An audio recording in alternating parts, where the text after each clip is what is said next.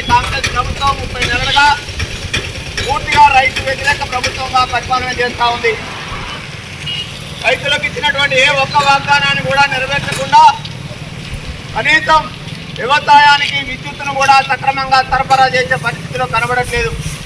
గత వారం 10 రోజులుగా రోజువారీ ఎన్నిసార్లు కరెంటు కట్ అయిపోతున్నదో ఎవరికి తెలియనటువంటి పరిస్థితి ఉన్నది.